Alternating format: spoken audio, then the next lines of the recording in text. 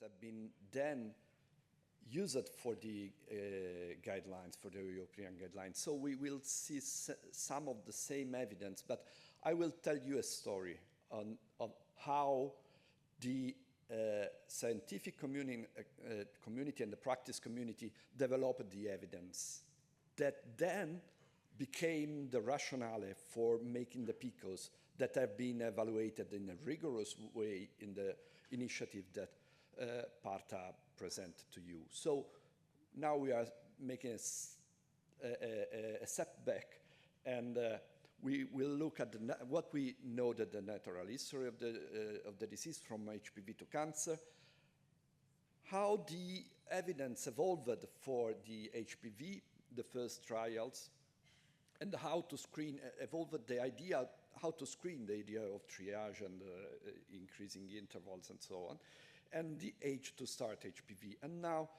just a short mention of the conclusion about the screening vaccinated women. So this is what we know about the progression of the disease. We need the infection of virtually in all the cases. Then we have the CN2, CN3, and then it can progress to carcinoma. In any case, the probability of regression is more common than the probability of progression.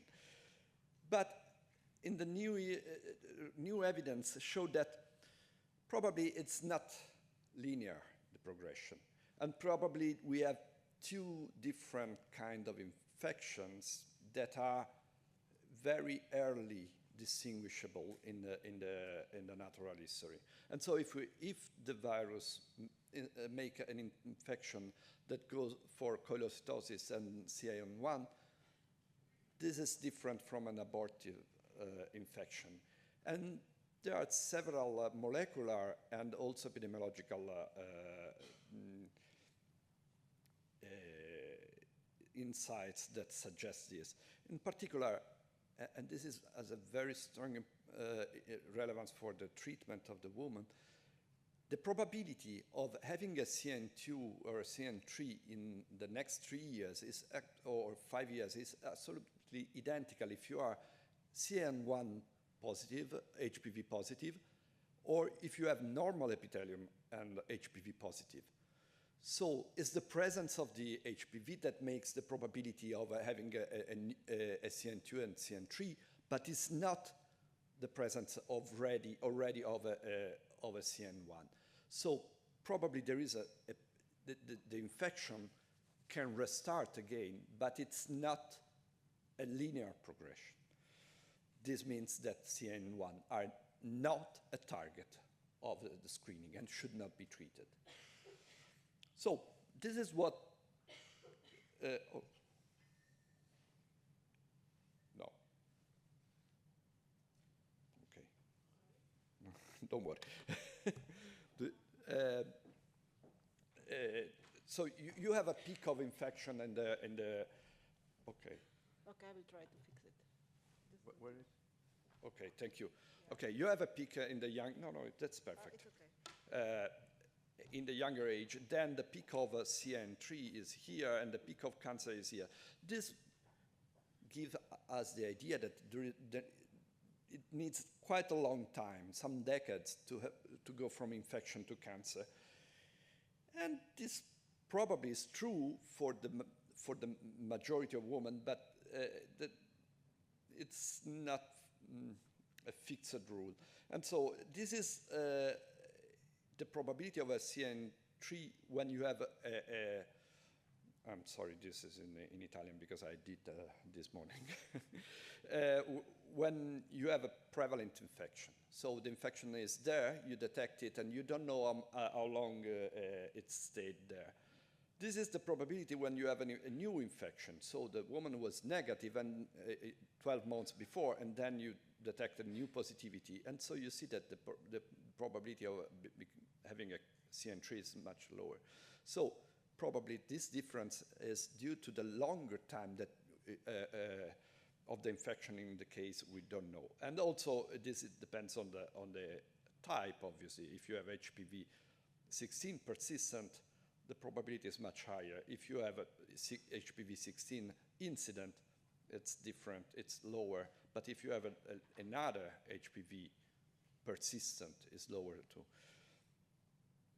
And what about the time from CN3 to cancer? This is very difficult to know because we cannot observe this woman unless in the unfortunate court in New Zealand that for one gynecologist that was convinced that CN3 was not a precursor of cancer, and so he did not treat her patients, you can see the probability of progression of CN3 to cancer in this court that has been evaluated through the medical records of this gynecologist. So, okay, we can say that on average, we have 40% of CN3 that untreated can go to cancer in 20 years, but you can see that there are also some women that have cancer much earlier. So now that we saw the natural history, let's see which are the early proofs of efficacy of screening with HPV compared to cytology. So we started in the late 90s, early 2000 with 4 large trials in Europe. I have this, in this table only 3 ones because the artistic trial is a little bit more difficult to put in a table like this. So at the first round, all the women were screened with, according to the randomization arm, or with HPV or with cytology. And you see that HPV detected always more CN3. In the Dutch study, 30%, in the Swedish study, 70%, in the Italian study, 90% more. In the following round, all the women were screened with the same test. So the difference that you find, that you observe at the second round is only due to what they did 3 or 5 years earlier. It's not a difference of what is doing now. So they've been screened both with cytology or HPV in the Dutch study. The sum of the 2 rounds is almost the same, but so there is no overdiagnosis of CN3, but they are diagnosed for the vast majority earlier, from 3 to 5 years earlier.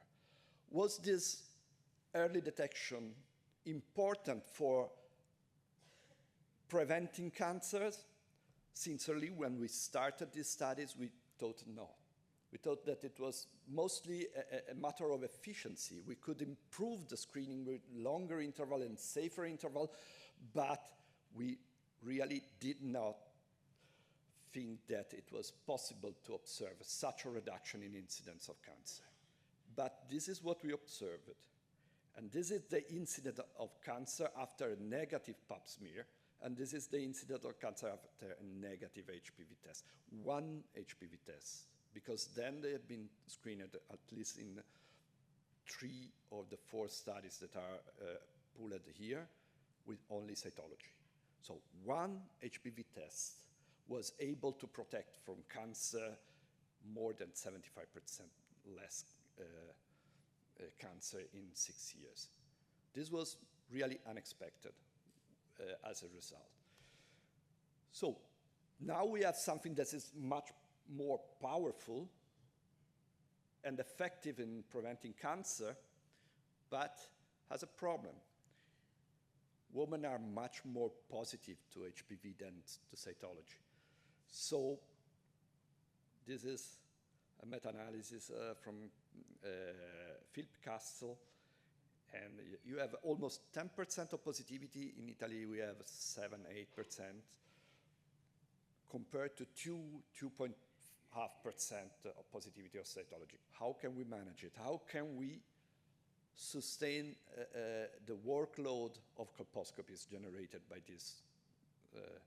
So there is a need of triage. This will be the next chapter of the European guidelines. But this is the rationale for having a triage, reducing the burden of colposcopy without losing the advantage of sensitivity and efficacy of the HPV test. So that's just for, as a principle, triage is to reduce, to make the system sustainable, not to improve the system. Okay, and we see that the studies that had a triage had similar results with the study, that the only study that the Italian one, the second phase of the Italian one, not all the Italian one, in which we did not make triage and we send also to referral, all to colposcopy. So this was the rationale, but if we have similar efficacy with more efficient way, probably we can go to triage. And so all the guidelines after that started to recommend HPV with a cytology triage. No co-testing, Parta explained it very well, how the rigorous evaluation of the desirable and undesirable effect led us to make a strong recommendation against co-testing. But this was also in the first analysis of the trial, because most of the trials, the European trials, actually all the 4 European trials, started with the co-testing. Mostly because we went to the ethic committees in the late 90s and said, okay, we have to, we tried to substitute one of the most effective preventive intervention we ever had with a new one. And obviously, it was better to say, okay, start with an add-on trial, not with a substitution trial. But also, and this probably was a mistake, because we were interested also in seeing if there was a difference, more scientific approach with an interest in seeing if there were difference in the lesion detected by cytology and not by HPV. So probably we missed the focus on public health in that case. And so now the most interesting point, I think, what should we do with young women? And this is rapidly the history of the new recommendation that Parta showed before. So we started with the evidence that HPV prevalence is much higher in younger women. And so it is even more difficult to manage the workload of colposcopy generated by HPV in young women. But this was not the main problem. The main problem was I showed you that there was no overdiagnosis of CN2 and CN3 in women above 35. There was only one study at that period that screened with HPV, also women at 25, and it was the Italian one. And we found, this is the same structure of the table that I showed before. So the screening, the prevalence screening, we found 3 times the lesions with the HPV compared to cytology. In the second round, we found half about of the, so again, we made early diagnosis of CN3, but the sum of the 2 rounds, it's not even. We are diagnosing, we made diagnosis of much more CN2 than in the cytology arm. So is it overdiagnosis, or it is very, very early diagnosis? And so we need several rounds to see if the 2 curves will converge. This was an unknown answer at the moment. But on the contrary, POBASCAN, the Dutch study, showed no difference between women, the whole trial, and women aged 29, 33. So there was a discrepancy between the 2 studies. And also, the analysis, below 30, we had only 2 cancers. So we cannot say if it is more protective or not. But from 30 to 34, we showed that the protection was the highest. So you see 0.36 means that we had 64% less cancers in the HPV arm compared to the cytology arm. So what to do with a younger woman? We have some insights of possible overdiagnosis and some insights of better protection. And probably both the phenomena are true. And the third point was, should we stay with pap smear exactly in the age where we know that pap smear is not effective? This is a very famous study by Peter Sassini in the UK that showed that below the age of 27, the efficacy of pap smear in preventing cancer is questionable. So this was the evidence before the UK pilot.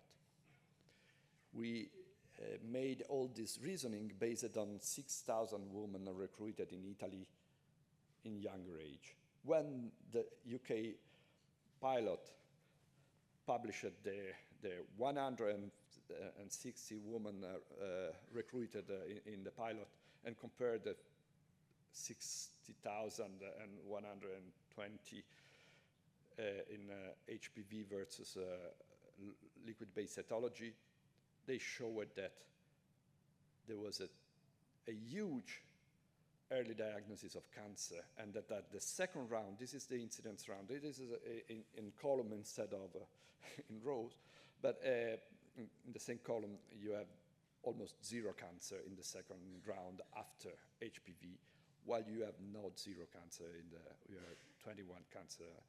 So it's a huge early detection of cancer in this age. So 5 years earlier, you detect the cancer 5 years earlier. So this is the picture of how we are now recommending. And now we have also this strong recommendation against screening in the younger age. This Parta showed this recommendation, but just a number. Consider that increasing by 1 round of HPV here increased the burden, according to the most